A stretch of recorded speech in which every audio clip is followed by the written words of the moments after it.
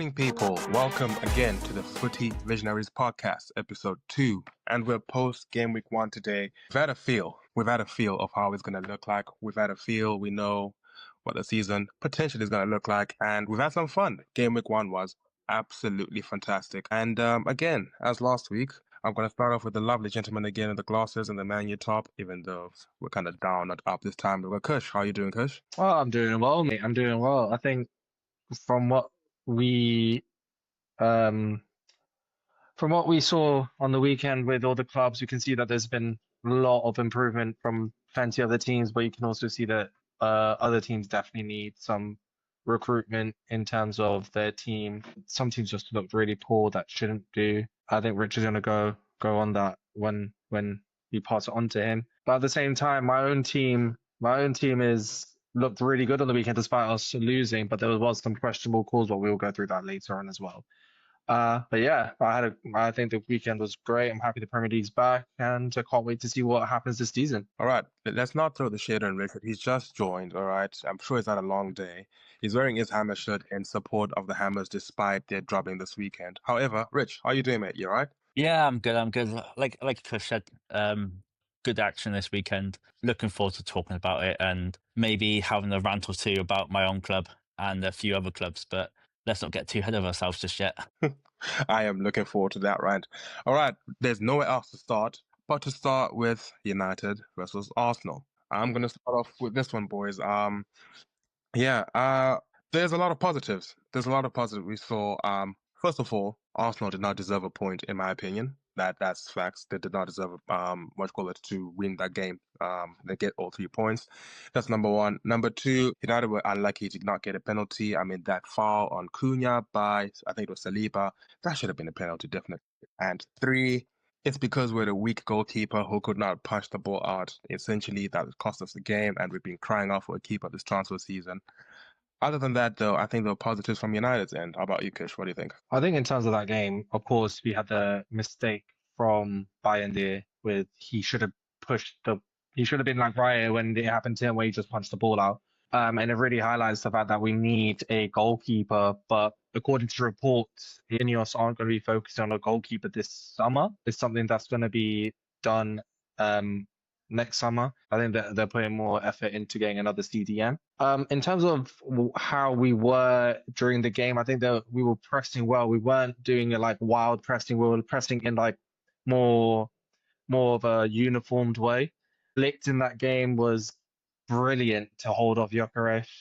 Gyökeres in himself went missing, but I'm not actually going to focus on Gyökeres in that game. I'm going to focus on their star boy, who was facing against Dorgu. Dorgu, who's had a great preseason, and he played against Saka, and Saka is a very Premier League proven winger, and he could not get through.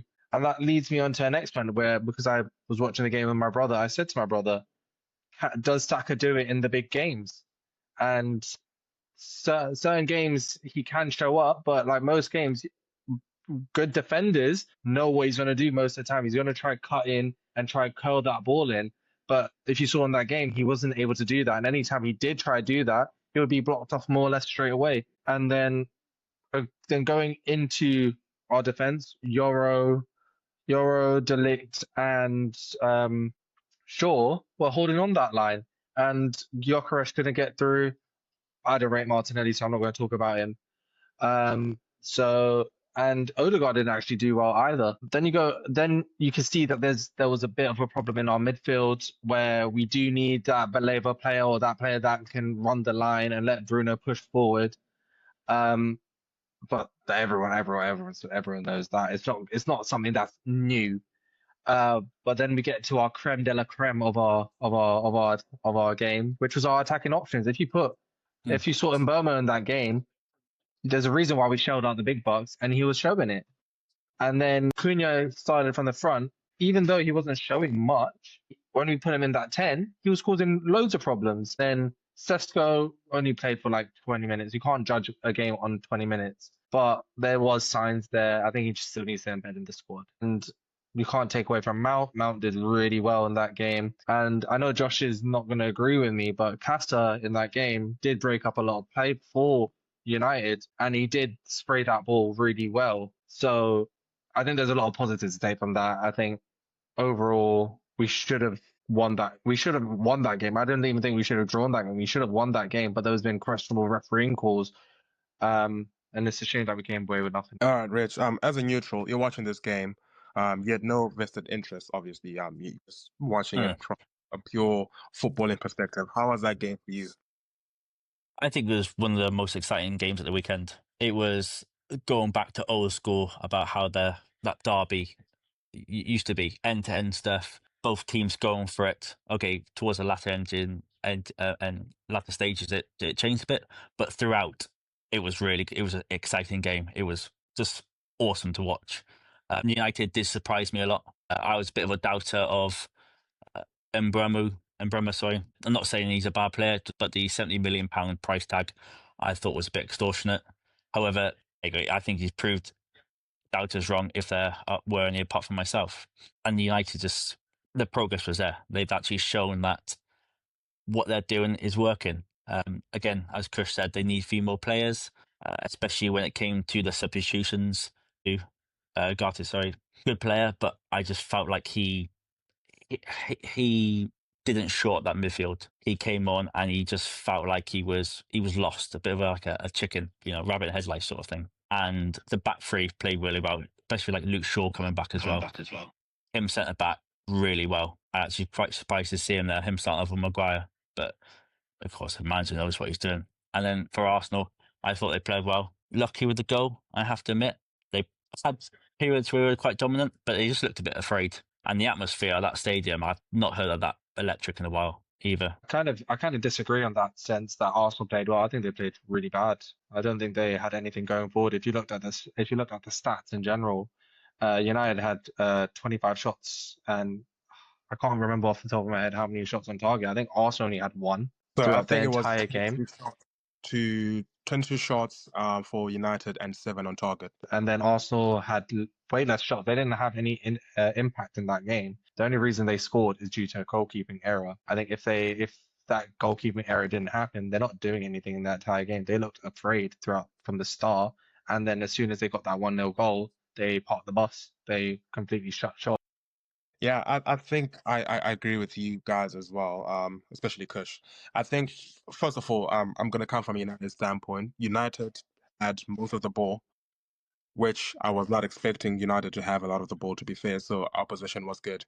And I think for me, first of all, if we talk about Cunha and Mbeumo, when Cunha was playing that false 9 with Mount on the left, it wasn't really gelling. Mbeumo was doing the most damage, but as soon as Cunha went to the left side, and then Mount, I think, went to the middle, and then they swapped with Sesko. I saw the best of Cunha and Mbeumo. So for me personally, I think the takeaway is from Cunha and Mbeumo. Cunha is one person who gets the ball to the feet and moves it forward. He can dribble. Like, I remember there's one time he dribbled like 3-4 Arsenal players before he was out of gas, before he actually shot the ball. So give Cunha the ball to the feet, and he'll do magic with it. I think Mbeumo is one person who runs onto the ball, give him a lot of space to run into, and he's gonna literally, explode and create chances. I actually see why. So before this, I did not know why Amorim did not like to play Bruno on one of those 2-10s. And having seen Cunha and Mbeumo do it, I now understand why. I don't think Bruno has that athleticism that Amorim wants from the 10s. You saw it from Cunha and you saw it from Mbeumo. Yesterday, it was so different. Whereas in someone like Garnacho last season, he has the athleticism but doesn't have the decision making. You know what I mean? So he can run it but doesn't know how to. Whereas in Mbeumo and Kenya, even though they're different players, they have it. So I mean, there's no way for Bruno in those 2-10s in Amorim's system now. So he has to drop down. My only problem though is when he does drop down, he did cover a lot of kilometers, yes, but against a team like City who can really punish that midfield, we'll be lacking, because Arsenal yesterday were terrible, in my opinion. I don't know what you think, Rich, but yesterday Arsenal, there was like many chances I could see United were open in the midfield, and they didn't take that. Like, Arsenal really had no leg to stand on. But I do agree with you. They started to backtrack and park the bus a lot, but isn't that a sign of a good team that they can still win even when they're having a bad period or having a bad game? Like, they won't win their luck. They still defended quite well. Again, argue refereeing decision, especially on the penalty, which you mentioned earlier. But I just think that they're still a good team. And they're just kicking off again, aren't they? They probably had a long pre-season. They looked a bit leggy, but ultimately they still won the game. And you can't argue that a good team will still win the game regardless of how they play on the day. Man U did a whole season of it more or less. I think with the penalty call, there's reason from what people been what referees have said that the reason why it wouldn't been given is because Cunha was going into the ball and going towards Saliba while Saliba was still, but it doesn't take away from the fact that Saliba went to ground, doesn't connect anything with the ball, gets all foot and takes down Cunha, and then we're meant to have VAR for these types of things to stop errors from happening, and then VAR, of course, doesn't come into play. And again, it's bad officiating in the Premier League. I think you saw that a lot last season. It's been quite an ongoing thing that officiating hasn't been up to standard for a while in the Premier League, and this is something that needs to be addressed. I think VAR is a good concept, but it's not working because for some reason or another, British referees don't know how to referee in the UK. But when it comes to like UEFA competitions, they're somehow one of the good ones. Yeah, with that challenge, I don't think you can blame VAR though for that. I think what VAR has done, in my opinion, is that it's highlighted how incompetent the refereeing is, because VAR is just a tool. So VAR is there to be used, and they don't use it. I think that's what it is. Because I'll give you an example. Before we had VAR, we'd always complain about, the ref didn't see this decision, whatever, or the ref didn't spend time thinking about it. Now they have the time to think about it, and they still make the bad decisions. You know what I mean? So it can't be a VAR problem. It has to be something else, i.e. the refereeing. So that means instead of actually blaming VAR, I think we should blame incompetent refs. Because, for example, that foul we're talking about, right? Like you said, Saliba came behind him. Cunha was going to get the ball. I think it was Saliba's left foot on Cunha's left foot just before he got the ball, making Cunha like kind of, slide down, and then he didn't get any of the ball, like you said. The VAR, they replayed it. They're like, it's fine. So what I mean? So VAR, literally, they replayed it. So they were saying, oh, this is checking. So they checked it. They said it's fine. So VAR is doing its job. VAR is highlighting, or rather, the tool is there to highlight the problems that they have. They're just not using it. So then do we have the question of, is it the refs that needs to be changed? Is it the refs that need to be educated? Because it's not VR which is a problem. VR is just a tool. It's just like you've got a manual car, a manual sports car which you're using, right? It's not automatic. You just can't go from gear 1 to gear 4. It's not going to drive out well. You have to go 1, 2, 3, 4. I think that's what we have. VR is that beautiful, nice sports car we have with, it's a manual car, but they're not shifting the gears well. They're not using it well. What do you think, Rich? Because that's what I think. I think there's periods where it's good and bad. Of course, there's two other instances that happened this weekend in the Liverpool game and the Crystal Palace game, which I believe we'll be going on to shortly anyway. I believe it's a useful tool, but I think we should just keep it for offsides and potentially red cards or yellow to red cards. It's just getting too complicated now. People's understanding of it is getting silly. But on the other hand, is that still making football exciting? Like, they're bringing in new stuff to sort out the issues. However, we're still having a controversy, what football fans love. Like, we thrive off it. If there's no controversy in football, then I don't think it'd be as popular, because we love having a moan. We love having like something to talk to about a game. A game could be brilliant, but without that controversy in there, like a bit of a naughty challenge, or did the ball go out, or VAR, I think it would be a bit less dull. It's good and it's bad, in my opinion. It needs to get better, but I think the referees do the best they can with the information they got. And again, it's all to do with interpretation at the end of the day. What I might think, you two might think something completely different. So I think with the VAR, in terms of offsides, I think they've got the semi-automated offsides now. So I think they don't really need to use that, because they've been using that for like Euros and UEFA competitions. But I think with the VAR, in terms of that situation, they're meant to point out a clear error. And the fact is, they didn't. And this is not the first time it's happened. I think it's happened quite a couple of times. And again, I'm going to go back to last season, where it's happened a couple of times, especially to one of the relegated teams. And the PGMOL have come out and said, "Oh, we hold our hands up. We did make a mistake." That does not cover it, because that's going to affect the season, because those decisions can change a game. If you're not giving those decisions, you're basically handicapping a team. So for me, what I would say is, For example, I think we should still keep VAR, right? But hear me out here. So we've established that VAR is a tool which is used to make the decisions, right? And we've now seen that the refs cannot make the decisions well. So is it now time that we talk about the independent football regulator who was talked about coming into football? So now we have an independent football regulator. He watches the game. For example, he'll watch this United, he or she will watch the United game. There's that penalty decision which was not taken in, and it's been confirmed that it was checked by the referee, the refs in Stokely Park. Cool. So now, let's say they did not make that decision. We now have the regulator who's going to come in and say, okay, why did you not make the decision? A, B, C, D, E. Okay, you're going to be fined this week because clearly I can see that. Or we have an independent panel of people who can review that as well, of anonymous people. They change, like a jury, they change week by week by week. All right. Then we have them analyze that. Independent, they're anonymous, they'll never be known, and then they can decide, okay, that was a pen, that was not a pen. Well, what do you think about that? Because I don't think it's a VR problem, because VR is just a tool highlighting people's incompetence. Because how can you see that and not call it a penalty? I mean, I see what you're saying there, but it's again, how much do you slow down the game? The issue with football is it's fast paced. It's not like cricket. It's not tennis. It's not rugby.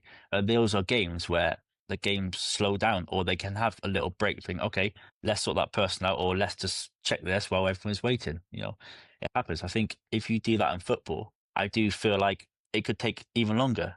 It could not. I could be proved wrong. However, they also don't have the feeling of the game. Like, you are right, the refs do make howlers at times, but football players make howlers. You see the amount of times where someone scored an own goal, or someone's just lost their head a bit. Refs are allowed to have that human error, and I just think that if you try to tinker with it too much, it could ruin the game. Because ultimately, you could have a referee having a really good day at game, tackles are flying left, right, and centre, and he's like, it's a derby, or it's a highly sought game between two players, Champions League final, for instance, and they're there feeling the emotions. So they allow stuff to happen. They realise, okay, he's just getting a bit excited, let that one go. Where if you bring a panel in, they don't see that. So they just say, well, that's a challenge, that's a red card. You can't have that, and it's just, there's too many anomalies in football to change it as what you're saying, in my opinion. No, I hear you on that. All right. Let's talk quickly about Gyökeres. 60 minutes he played. Some people said he was wearing Timberland boots during the game. What do you guys think, Khush? I mean, you said strikers last week, so In terms of Gyökeres, I think it's apparent that his best attributes are still need to be found out by Arteta. I don't think Arteta understands how to use a striker, because for 3 seasons he's used Havertz, who's a centre attacking mid, as a false nine. But now that he has that attacking midfielder, it's going to have a bit of an effect on the team, because they're not used to playing with a striker. You can see that as well, because they weren't able to get the passes into him. They weren't doing those crosses that you would expect to get to him. I think in preseason he scored a header, but if you looked at those games that he did play, I know he didn't have a full preseason, but the game he did play, he got into good positions, but I don't think Arsenal teams were able to get the balls to him as frequent. In terms of, he didn't look good from the start. I said this last week, that he's going to struggle this season, because it's Portuguese strikers who have come to the Premier League have notoriously struggled at the beginning.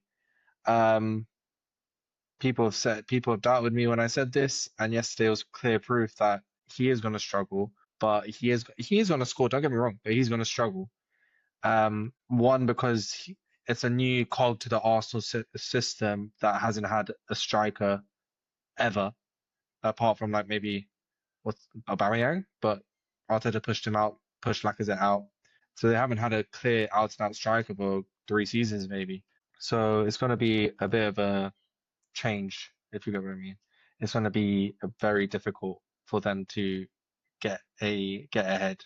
in that system. I don't think they're gonna if Sunday is the marker of how they're gonna be all season, I don't think they're gonna win anything. That was my next question to Rich. Rich, what do you think about Arsenal for the rest of the season after that performance?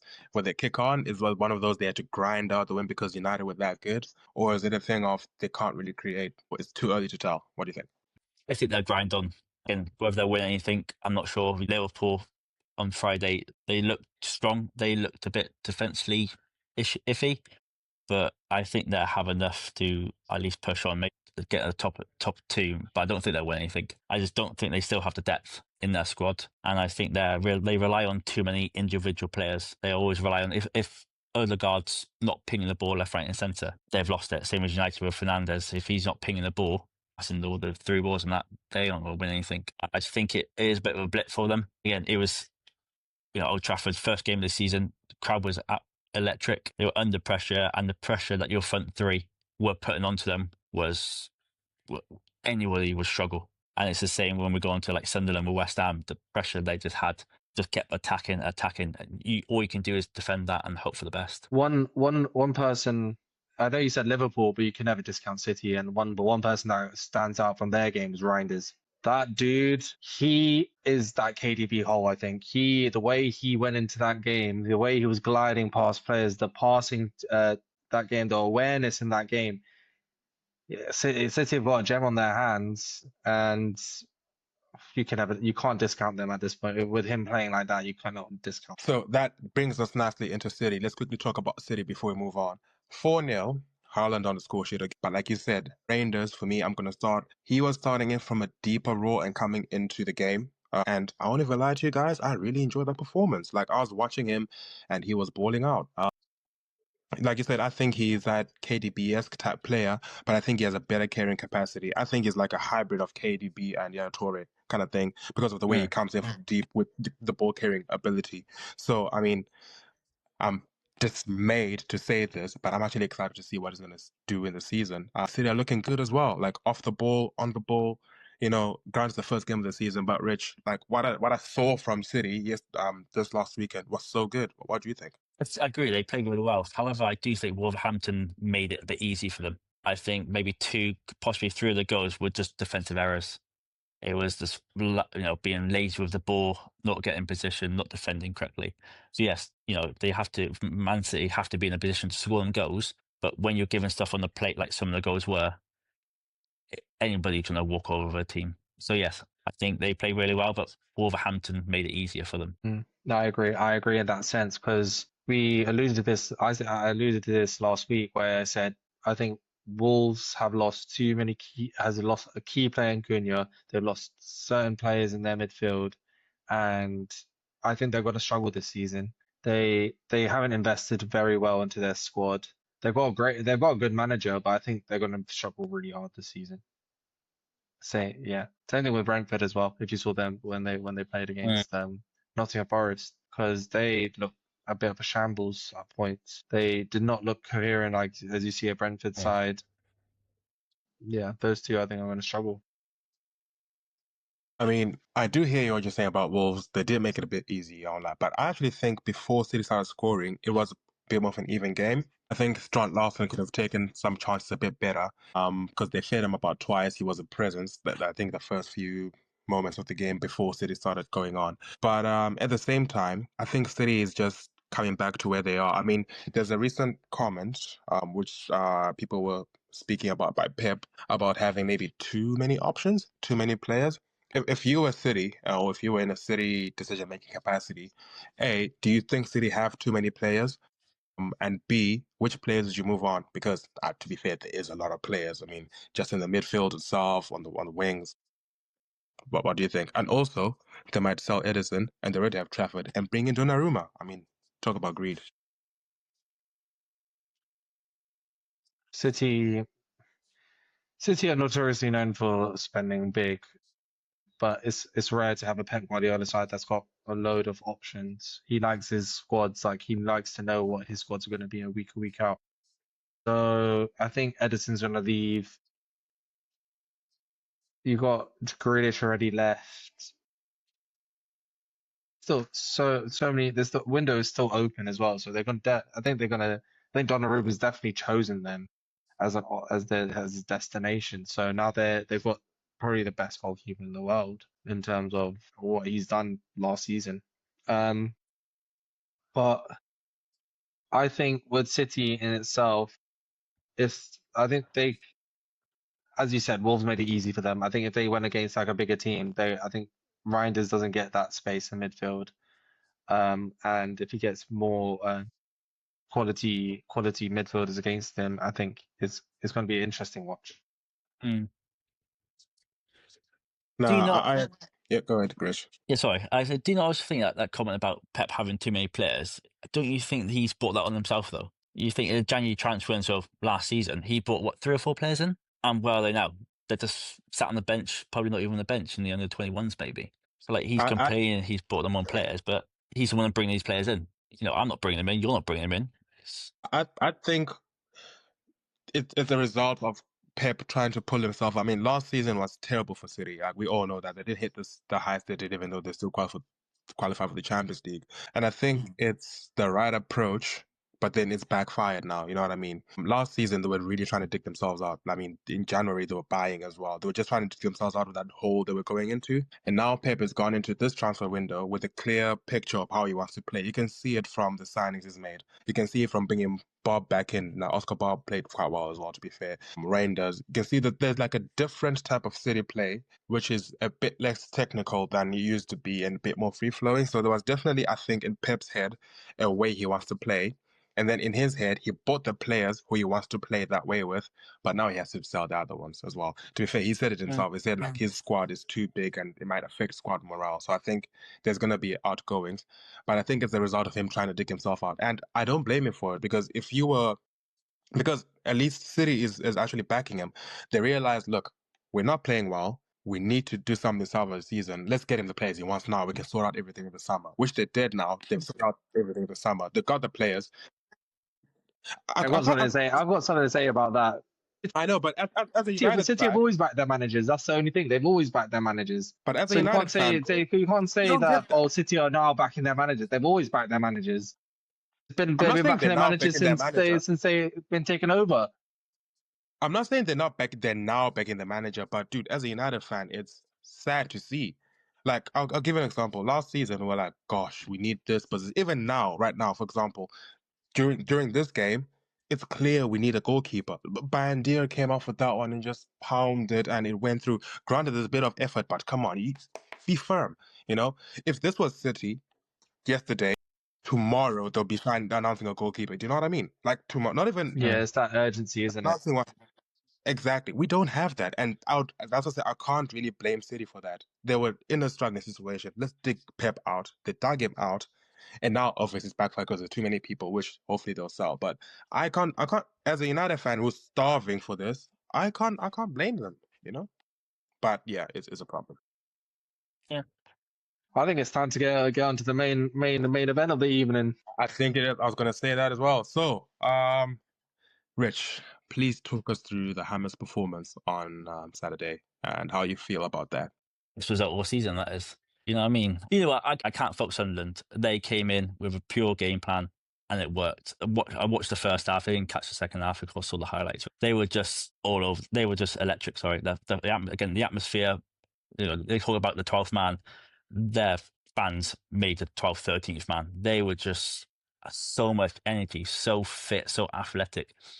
And they knew they had tactics and they knew exactly what they wanted to do, which is surprising from a team that I think the starting lineup had 5 or 6 new players in, I think it was.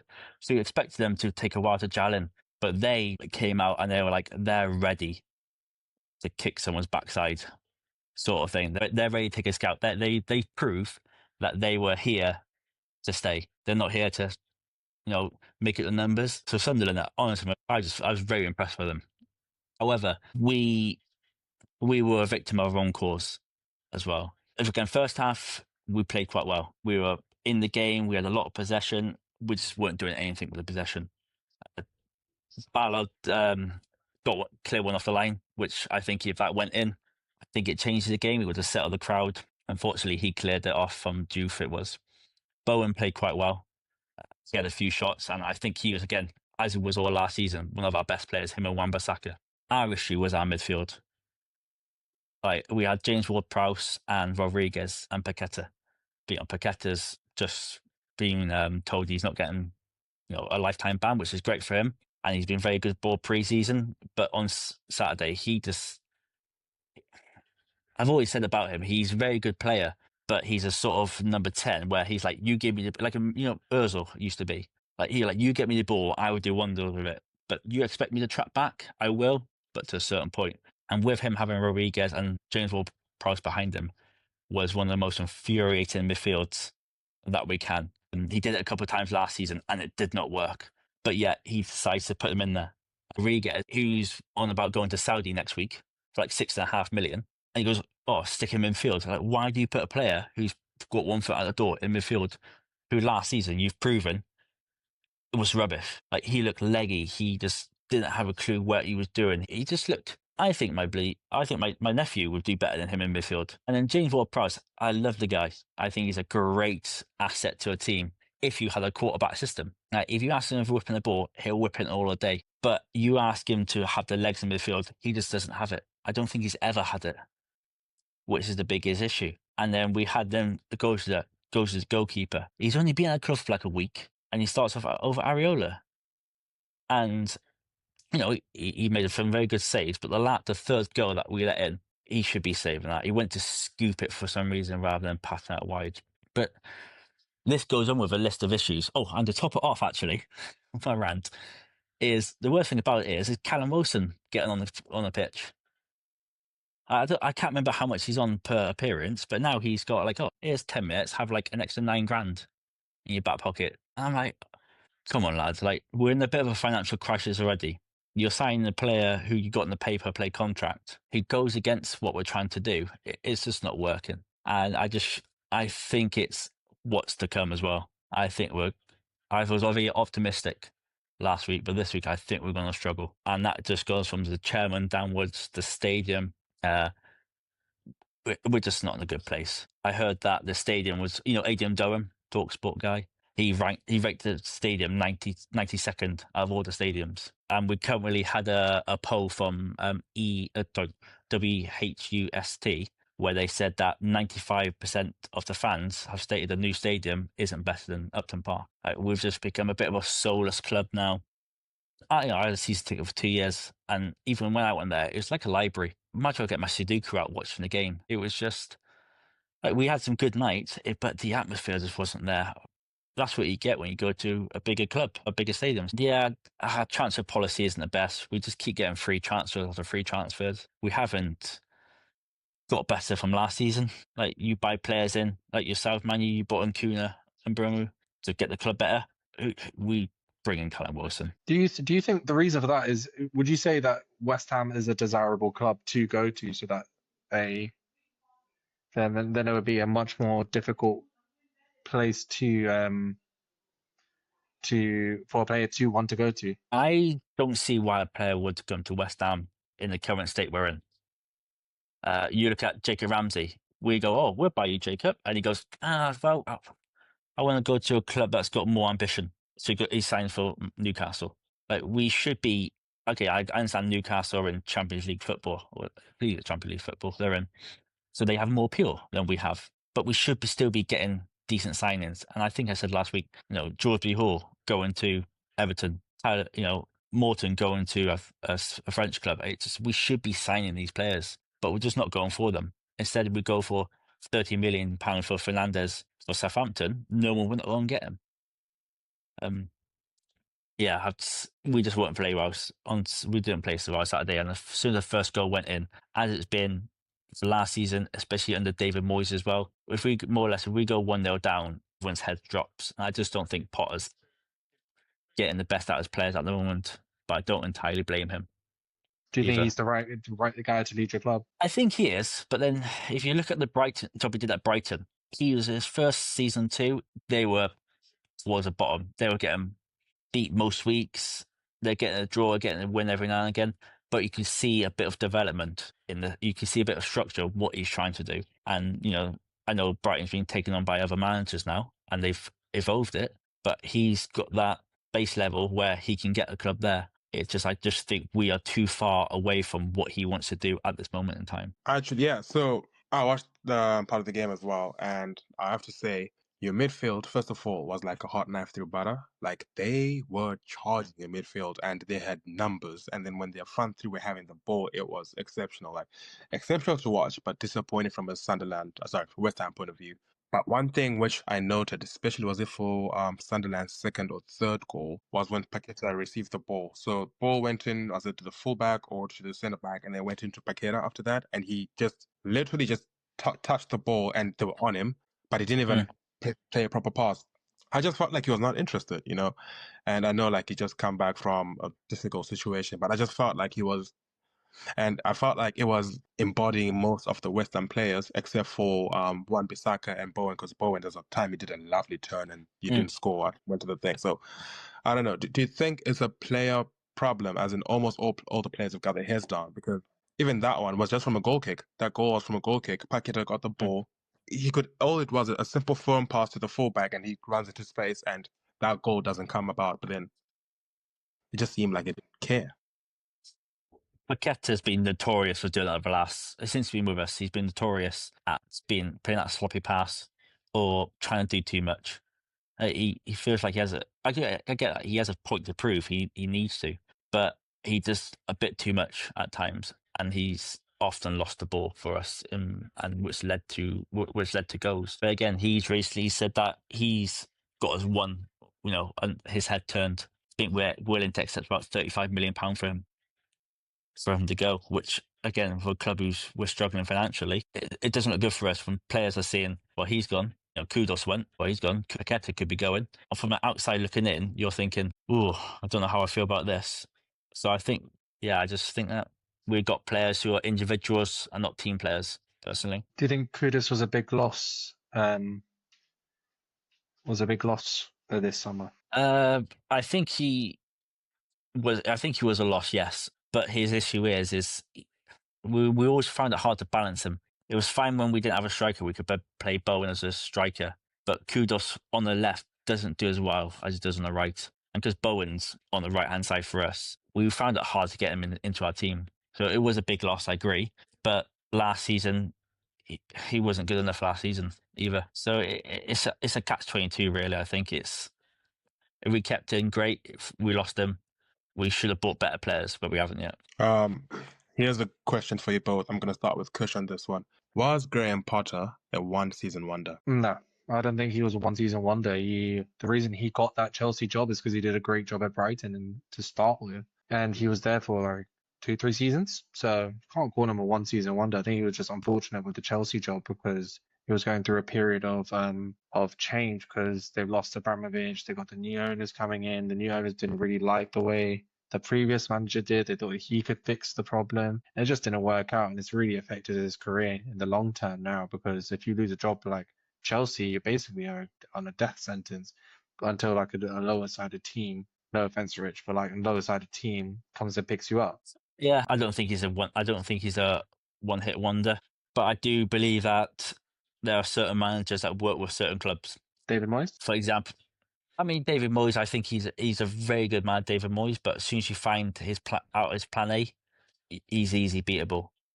I think there's managers out there, for example, for Peterborough United, for example, the last couple of years they fluctuated between two managers, which is Darren Ferguson and Grant McCann, because they are two managers who know the club and who work around that club. Okay, Grant McCann's doing better now with Doncaster, but they are that sort of managers that suit a club. I think Graham Potter is a good manager. If he went to Brentford, I think he'd be very good at Brentford, because their style, their family orientated, the way they handle their team, handle the club, is perfect to what he was. With us, I don't think he's so suited as much, because the owners have got no drive. They've got no ambition, no drive. Yeah, I think with West Ham, it's just an unfortunate thing, because you were hitting the highs when you had your Declan Rices and everything a couple of seasons ago when you won the Europa Conference League. You got into the Europa League, you got to the finals. And since he's left, I just felt like the clubs had a massive drop-off because you haven't invested in your squad too well. And you got a good hefty fee for it, but you just haven't invested in the squad too well. I think the necessary areas that you needed to pick up on, I know the whole of Declan Rice would be massive to fill, but you needed a CDM that had similar attributes to have like a bit of a plaster, if you were to say, to until you found a long-term fix. I completely agree. Yeah, I got nothing more to say on that. He was a big hole to fill, and no one's filled it yet. Maybe it's right now it's a time of rebuilding, but it's just a shambles, I think, at West Ham. Yeah, agreed. I think from going to a point where you were going to be maybe challenging for the Europa League spots and the Conference League spots, you just haven't invested in the squad too well. I can't. It's a lot talking from a United fan's perspective, because we've been awful in terms of our transfer policy. But I think in terms of, since you've lost Declan Rice, I think it's been a drastic drop off. No, I agree. Yeah, we haven't invested, and this is a poor transfer policy. And I believe that it doesn't help when you got O'Sullivan, who's the chairman, being a director of football as well. Where I heard it, if you know his backstory, how he got his money, it's not very football minded, I should say. But yeah, that's my verdict. We just hats off to Sunderland. I think they're going to be very good this season, and we just weren't good enough. They showed us everything that we need right now. Speaking of that, so Leeds have just defeated Everton 1-0 whilst we're just doing this podcast. Khush, the promoter teams, they're looking strong. You saw what Sunderland did to West Ham. We're just talking about that. Leeds have just beat Everton. Albeit Everton are having struggles. What do you think about that? I was watching the game before we started the podcast, and with the way Leeds were playing, they were pressing Everton. Everton didn't have any space whilst they're doing it. They looked really good. They were basically doing what they did in the Championship last season, where they would just suffocate teams. I know they've added height to their squad, but if you looked at how they played last season, they scored more goals due to their pressing play and the way they attacked the ball. Then you look at a team like Sunderland, who have basically revamped their entire squad and got experienced players like Granit Xhaka to come in and captain that side. And then you have players like Adingra, who's been in the Premier League for a season, so he knows what it's like. So they're going to be players that are going to help the teams. But then you have a team like Burnley, who's been a notorious yo-yo team, where they've come up. They're a very good Championship side, but they just don't have the funds to compete in the Premier League. It's going to be an interesting season in terms of the relegation battles. I see Burnley going down.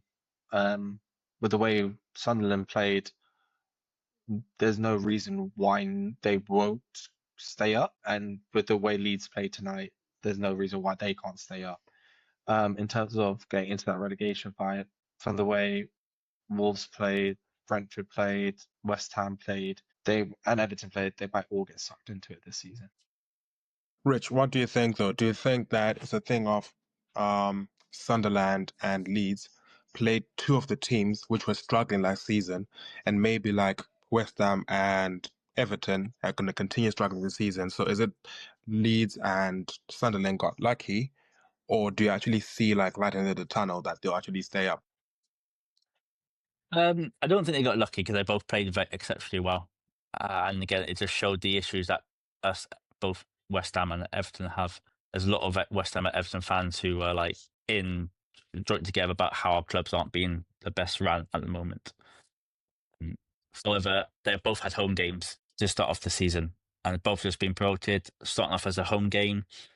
Again, I banged about a couple of times now about club atmosphere, but Ellen Road and Stadium of Light, some of the best stadiums you can go to watch the game. And I think that has massively helped them. And when you got two clubs going there who struggled last season to this, I think they had the opportunity to have a perfect start, and they took that opportunity. Yeah, I mean, I'm particularly impressed by Sunderland. The hunger, the determination, the chasing, that was something I saw. And I think if they can maintain that energy, I think they're going to be all right. Like you said, I think now we might have a conversation about some of the old boys. I mean, as much as I don't want it to happen, but Everton might need to, really shape up. West Ham as well, they need to be, up for it. Brentford, definitely for me, I can't see a way out for Brentford, to be fair. Yeah, I mean, I think it's a strong one for the new boys, but that brings us up to two teams I want to talk about quickly. First team being Spurs. Granted, it was Burnley. Granted, Burnley lost Trafford. But I was really impressed by Spurs. I mean, the way Thomas Frank set up, Rich-Airlison. I mean, two fantastic crosses, two fantastic goals by Rich-Airlison. They're working quite well, structured performance as well. What do you guys think about Spurs, Khush? Because I was personally impressed. And if they bring in Eze Savigno to the mix, who knows? The sky's the limit. I think with Spurs, it's been that same story for a while now, is that they can get these wins and then look like they're doing really well. But if they can sustain that for the rest of the season, because with Spurs in general, they normally do tend to be inconsistent in certain games, and when it comes to the big teams, they do tend to freeze up. And will these players that they're bringing in, such as Eze, such as Richarlison, be able to, or Kudus, be able to make a difference in those games? That is there to see. I would love to see them perform, but in the end, it's if they can be consistent enough in that sense. Rich, what do you think? Having watched that, I mean, Kudus performed very well for them. And what would you rather have? Would you rather have Solanke starting up front or Richarlison starting up front? I've always I always liked Solanke. I haven't always rated him, sorry, but I've always liked Solanke.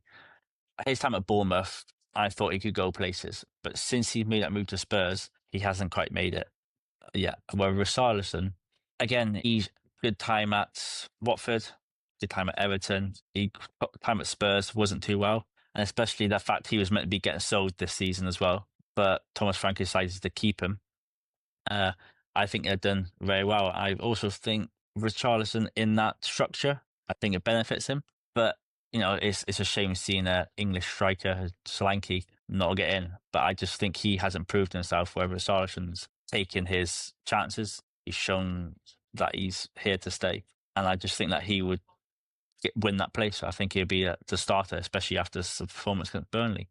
He just has to try and prove it against the bigger clubs now. Yeah, that's true. I think for me personally, as much as I would have loved Solanke to work hard, which he still can, to be fair. I just think Richarlison has untapped potential, which Ange was not able to get the best out of. Yeah. I think if you look at even just technicality, I think Richarlison is just a bit better than Solanke. Solanke is that big number 9 who can run in the channels and all that, but I think Richarlison can just manipulate that space, and there's a bit more flair and technicality to him. And I'm going to disagree with you on that one, because Richarlison was bought in by, wasn't it, Mourinho or Conte, and he still wasn't showing his potential then. And then with Ange, that whole system was flawed anyway. He was relying on certain players to push him to the end.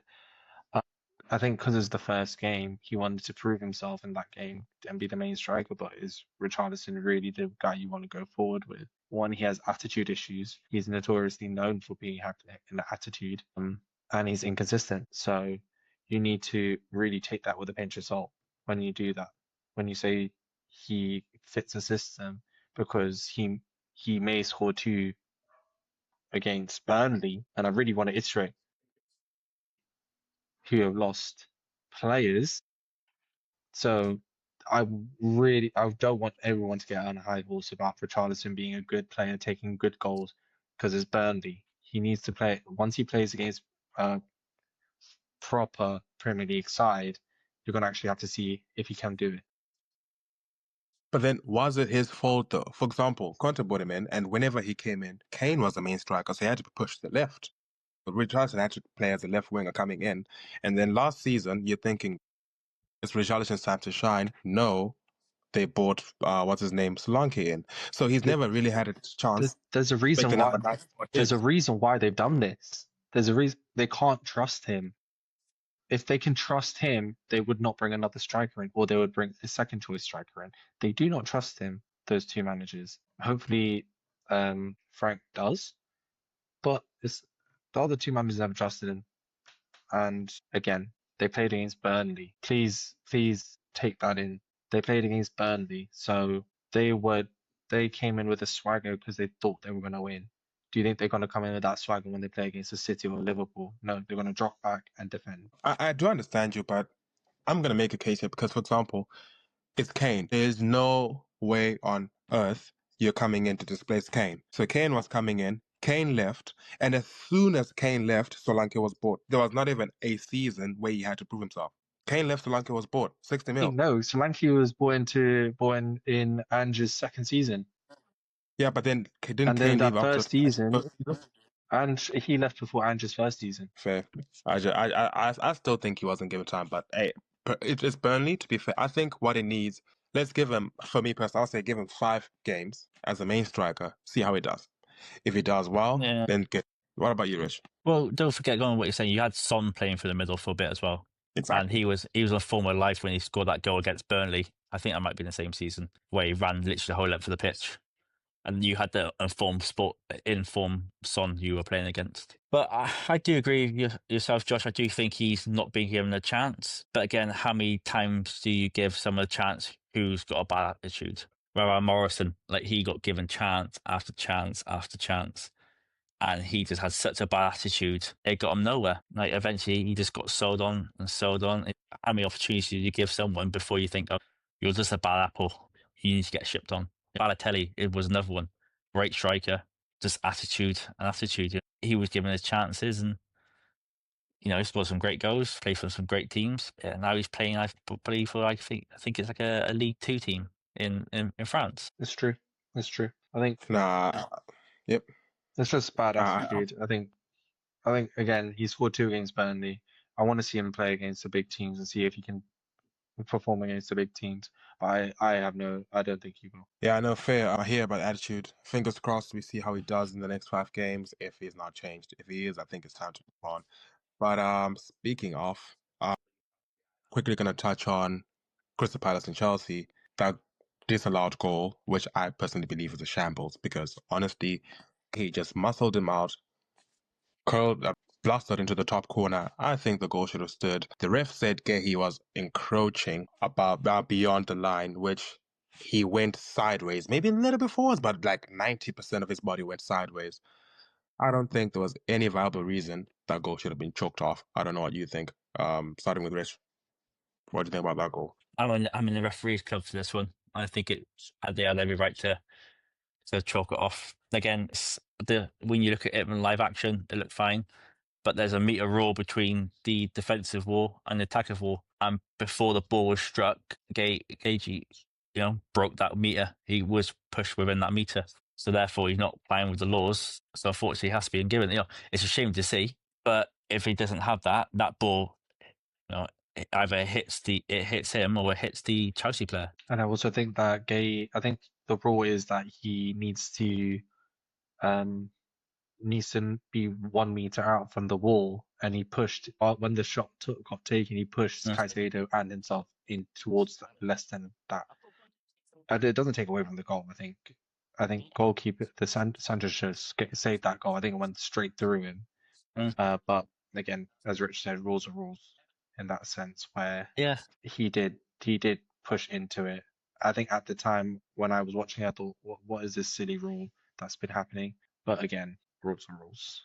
I think Palace were unlucky about it. I think they were the better team during that game as well. I think Chelsea were very flat throughout the game, and yeah, let's see how it goes for next week, because Chelsea are playing West Ham. Excited for that. There are times where I understand the rules are rules, but it is good when they come in. VAR, in my opinion, much wild in that aspect. But then there's other rules. You remember, what's his name again? I got a mind blank. Ivan Toney, when he came back from his ban and he scored that free kick. He placed the ball down, or the ball would move maybe a foot to the right or a foot away from where the referee did the circle, and he scored a goal. And VAR should have intervened there and said, well, it's disallowed goal because you didn't take it where you're meant to take it from. So it's credit that it was actually used in the correct manner and they made the right decision, rather than letting stuff like that go. Well, that's fair. I'm unlucky there for Palace, but I think they play well, to be fair. They gave Chelsea quite a game, and Chelsea are not gelling, even though they played so well the Club World Cups. Do you see Chelsea pushing for a title, or just maybe like being a top 4 contender this season? Top 5 contender, I would say, because I feel with the British clubs in Europe, I think they're gonna get far in the competition. So I think we're gonna get that 5th place again. But yeah, I can see them getting top 5. I don't think they're title contenders yet because their squad is just too massive. And they're trying to add Garnacho, Travis Simmons. They've added the young boy from Ajax, the centre back, as well. And yeah, I think Maresca is still trying to figure out his best lineup. So he's going to have different formations, different lineups until for like 5 games until he gets comfortable. Yeah. No, I agree. I think Chelsea will be top 5. I don't think they'll win anything this season. That's far too many rotations, and they're doing sort of like just buying too many players, in my opinion. Like what they're doing is, playing within the system, so fair play to them. But I just don't see how you can handle another season of that many players and still trying to sell players that you don't want anymore. Like Nkunku, they want him to go. Raheem Sterling's still there. They're going to be players. Are they going to become toxic traits to the club? I doubt it. You like to think they're professionals, they won't, but were they? And you could even say for the Crystal Palace people as well. I don't know if you saw what Gay did after the game. Like it looks like he was having a bit of a fallout with the manager. The manager was calling him, and he just went, "Nah, I'm not talking to you. You can sod right off," walking off. I don't think players should do that. I think players should, when they're leaving the game, should clap off their fans. Because especially away fans, because they made their journey to go to see you. They are paying money that is basically going into your pocket. So the first thing you should do is to say thank you to them. I agree. I completely agree with you. But we've all been there when you've had when you're furious and you just want to get off the pitch. I think as professionals, you have to take away that human factor and your emotions away. But unfortunately, I think it's get the best of you sometimes, and if he apologises, that's probably what you need to do to the fans. Yeah, I know. I'm also in agreement. Even though the game has been terrible, you've not had a good game. Anything happened in the game, I think you should respect your manager. If manager's calling you over to talk to you or whatever, respect the manager. Like, just, it's common courtesy. He's the one in charge. He's a gaffer, all right? He's putting out the formations. Just respect him, regardless of what's happening. Respect the gaffer. Appreciate the fans. Football is a sport where the fans and the players feel united.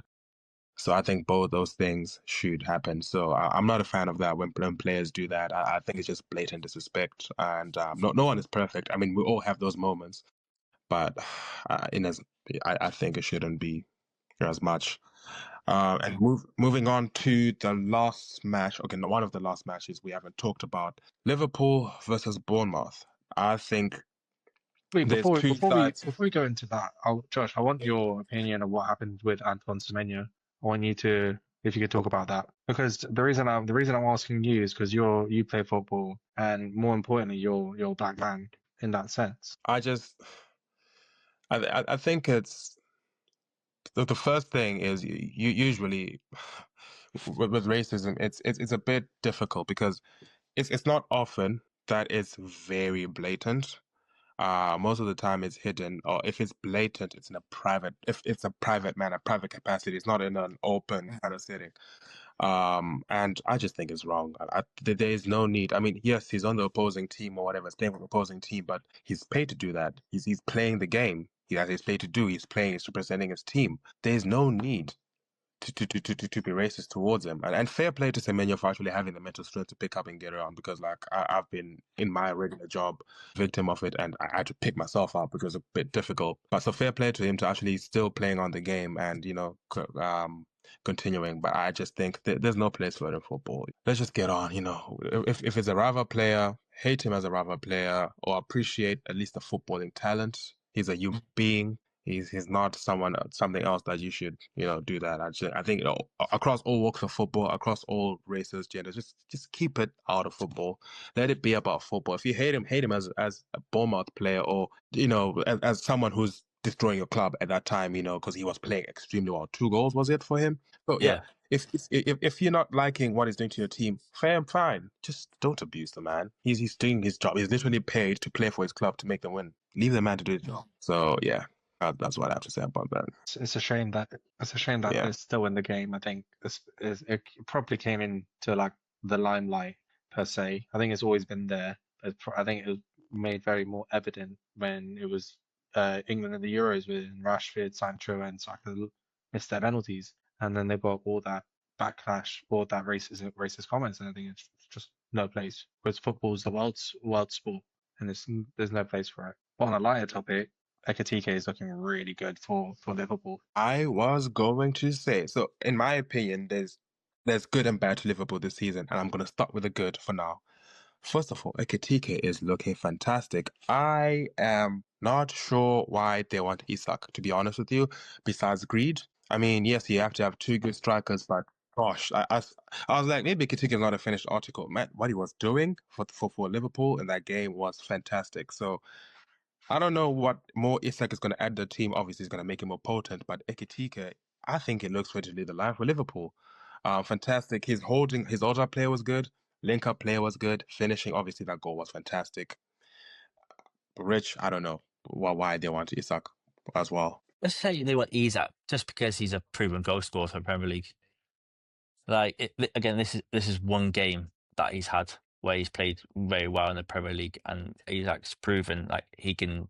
He's a double-digit goal scorer, and I think if you want to go reach the next level, you have to have that certainty. You have to just go for that player and think, right, we need him. Ekitike would be very good. Can he play on the left as well? Possibly. They still need a left winger, so they could use him in the same way he used, Gakpo, Diaz, Jota, Rishers. So, you know what I mean? I just think that they just need an out and out striker who's done it before. I agree. I think that's one of the main reasons why they want Isak. And compared to Newcastle, I see the reason why Isak would want to go to Liverpool because Liverpool seems the more prized club, and he feels like he can win more through them. And I think that's the main case for most players that they want to win more. But I think the way he's going about it is very disrespectful to the club, especially since they put him on that platform. I know people were talking about him when he was at Sociedad. But I think Newcastle really put him on that platform for him to be that person that everyone wants. In terms of Liverpool against Bournemouth, I say that Ekitike was a highlight, but I think Wirtz needs to step up because he didn't look good in the Community Shield. I don't think he looked good in the Bournemouth games. Could be an adjustment period, who knows? But we have to see. As well, I think Liverpool's defense is looking a bit shaky. I have not seen a Liverpool defense as shaky. They seem to be helping themselves with their goals, countering that with their goals. That's the word I was looking for. Yeah, I think you're spot on there. I think if they do sign Isak, the only thing which I see them having to do is moving Ekitike to the left, and I don't know if I didn't watch much of him last season to see if he can play on the left as well. Because for me personally, like it's if you're gonna sign a 140 million pound striker, because apparently that's what they're gonna bid reportedly according to reports, and then you've got an 80 million striker as well. I don't care if one of them is a replacement to that. A, that's a lot of money. B, what's Ekitike gonna think when he's on the bench? If you've bought him in for 80 mil and then you bring another one for 140 mil, I don't see that working out too well. And then what's Gakpo gonna do as well? Because Gakpo can play that position and the left. So who's gonna be playing on the left? So if it's a thing of Ekitike is gonna be your left-sided player, Isak your middle, and then Salah on the right. But then fair, fine. It works out. But having 200 million pounds worth of striker for two people, I don't think it's really good. But, you never know what to do. But I think the work for Liverpool actually is Wirtz will need to come into the game, which I think it will. But their defense is a bit shocking, to be fair. I'd say. Konate was rinsed with Semenyo on that one. So are you happy with Liverpool? I think that if Liverpool doesn't win the title this season, it could be due to defense, not actually goals. Yeah, I think that will be their main downfall is their defense. I think they need to invest in another centre back and possibly another CM, because I don't think they've fully replaced Fabinho since he's left. and Virgil's getting older now, so he's getting a bit leggy, but he's still Virgil. He's still got that presence, but I don't think he has the partner next to him. I think the last good partner he had was Matip. You can't trust Joe Gomez. Too injury prone his issue is, I find. But you also have to be with Virgil as well. He's got, Konate, who's in his last year of his contract. You just think he'd be playing out of his skin, but he can be days he can be solid, and there's days where he can't. He reminds you of like a Kurt Zuma in the sense of some days you get Kurt Zuma and he would play out of his skin. You'd be like, what a baller. And the days that do something, you think, what a donkey. And of course, when you got Frimpong and right back in, is it Kurikes? I can't pronounce his name. Kirkesh. He's got two new fullbacks. Okay, I know they both, I think even Frimpong played in Premier League at one point. I don't think he did. I think he was in the City Academy and then he went to Celtic. Oh, fair enough. Yeah. Kurikes has anyway. And I think they probably just let the atmosphere get to them. And him with a steady head, he's thinking, oh, bloody hell, everyone's a bit frantic around me. And without Gravenbach in defensive mid, I just think he was a bit exposed. So I do feel sorry for him. Yeah, I think with Kurikes and Frimpong, especially Frimpong, I think there was a bit of jitters. You could tell there were a bit of like jitters, but I think they grew into the game. My thinking is actually when I think they were taken off early, to be fair. And I think what happened then is that Bournemouth got a bit more brave and started attacking a bit more. And I think that's where Semenyo got a bit more of his freedom. Credit to Arne Slot, he realized it and he changed it. And then that's how they won the game later. So, I mean, I think Arne Slot is an incredible manager because he did that. He removed them, realized it almost cost them the game. He changed it, and the changes brought about the win.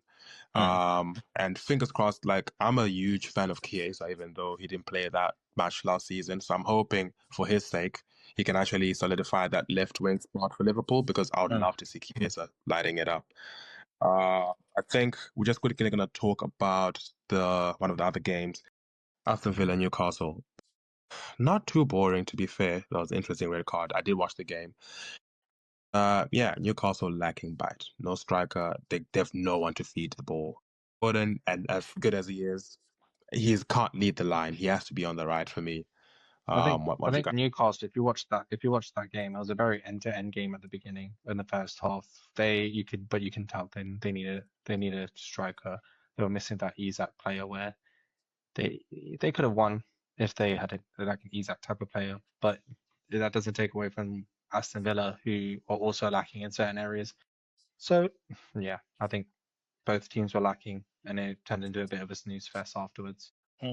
Yeah, I would agree, and I think Villa have a lot of work to do, just to get themselves back up there. I mean, granted, it was always going to be a difficult game, but I think if either of these teams want to kick on and qualify again, these are the games they should be winning against each other. So either one of the teams. But yeah, that was a poor decision by Conte as well to bring down Gordon, because I think Gordon was going to go onto his right side. So I think you could have led him away from the goal. There was no need to drag him down there. Just stay with him. Just keep up. That's what you need to do, because Gordon was going right. So in my opinion, there was no need for Conte to bring him down. But anyway, that's about it. Okay, so as we wrap up, let's quickly look at fixtures which are upcoming. I think we have some very good fixtures, actually. Friday. Rich, I think you should give us our predictions for Friday. Rich, what is about Friday? Just for those who don't know, Friday is West Ham versus Chelsea. West Ham at home? Yeah. West Ham. I can't say anything but a loss for us. I think a 2-0 loss. I would say a 2-0 loss as well. I would say it's a loss, definitely, for West Ham, but maybe 1-0, just because if Chelsea gel, it's going to be like a 3-0 loss. If Chelsea don't gel, they're going to scrape by and get something. So in my opinion, that this is one of those two outcomes. Moving on to Saturday, Big City Spurs at the Etihad. Khush, you start, because I'm still kind of trying to debate who's going to win this one. I think City's got too much talent for them. I think they're going to roll them. I think they're going to do a 3-0. I don't think the Spurs has the midfield to compete with City's. The defense isn't as strong. against City's attackers, and I feel they're going to get rolled. Rich, what do you think? But 'Cause I can't help but anything. I think a Tottenham win. Like I'm all about I'm all about bogey teams. I said last week I thought Wolves would beat Man City. Of course, I was wrong. I don't mind being wrong. I'm wrong most of the time, to be honest. But I don't know. Do you think Tottenham have always had a history of being a bogey team for Man City and Brentford as well with Thomas Frank? Bogey team. And I just think him in that Tottenham team, I just think he'll know how to play against them. I just think it'd be a 1-0 Tottenham. I think I see a 2-2 draw for this. Reason being, I would have gone for a Spurs win because, like Rich was saying, that's exactly what I was thinking. Spurs have always been that bogey team for City, always. Under any manager, Spurs have always been that team that City cannot get past. However, so I think Thomas Frank will set them up quite well. It's going to be almost like the PSG game. Maybe you'll move to a back five for that game and, make it very hard to break down and all that. I think for me, the uncertain factor is Reijnders. How Reijnders will play this game, I think, will change the outcome of the game. So I think that's where the key lays for this game. So just because I'm unsure of Reijnders, that's why I'm making a draw, like a 2-2 draw. But I was almost going to say Spurs win, but at the same time, City's coming strong. So I think 2-2 for me personally. Quickly, Brentford, Villa for me is going to win. You missed the game. Which one? Bournemouth, Is it Wolves. Oh, it's the same time slot. So the 3 p.m. games is Brentford, Villa, Burnley, Sunderland, and Bournemouth, Wolves. Bournemouth is going to beat Wolves. I don't think Wolves have the structure or the. I just don't think they're going to do well. I think Bournemouth have too much on them. I'm going to say 2-0 Bournemouth. Fair. Rich, what do you think? I think 2 on Bournemouth. Yeah. You got such a soft spot for Wolves, man. To be honest, I do. I think Wolves for me have always been that team that can. I don't know, man. They've just got that ability to not lose badly, if that makes sense. I mean, if they lose, it'd be like a 1-0 thing or whatever. They've got that. They lost 4-0 last weekend, mate. It's City, bro. Like Reijnders was tearing apart. Like Reijnders was just raining havoc, like literally. And you've got Haaland, and you haven't got what's his name? You haven't got Cunha anymore. Yeah, but I think the manager's not stupid. I like Wolves' manager. He's not stupid. He's gonna know Bournemouth. He's gonna have seen the game. He's gonna take care of Semenyo. So I'm giving Wolves credit for this. I think Sunderland's going to steamroll Burnley, so I see another 3-0 there. Yeah. And I think Villa's going to just narrowly take over Brentford. So 1-0. I think if Villa's going to, I think with Villa it's going to be another 3. I think they're going to pop 3 past Brentford. They didn't look good at all. They've lost too many key players. And it was evident in that one that they missed Thomas Frank's tactics. 3-0 Brentford. Burnley, Sunderland. I could see Sunderland struggling a tiny bit because they're going to overestimate themselves against Burnley. I think it's going to be maybe 1-0, 1-1. Yeah. Yes, I think 1-0 Villa. Villa didn't look very strong against Newcastle. Ollie Watkins doesn't look like he's firing at the moment. So I think 1-0 Villa. And I would probably say a 2-0 Sunderland. I just think that they got the strike force and experience, and Burnley don't. Fair, I hear you. All right, and then Arsenal Leeds. Easy Arsenal win for that, I think. Oh, it depends because if you saw how Leeds played today, they were pressing and Arsenal if you saw how Arsenal played against United, they didn't do well under the press. So it depends on how good the press is and how good Arsenal can get out of it.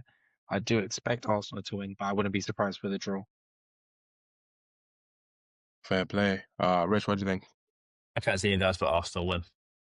I just think Leeds would just park the bus. I don't think they'd be as attacking, especially if you're at the Emirates as well.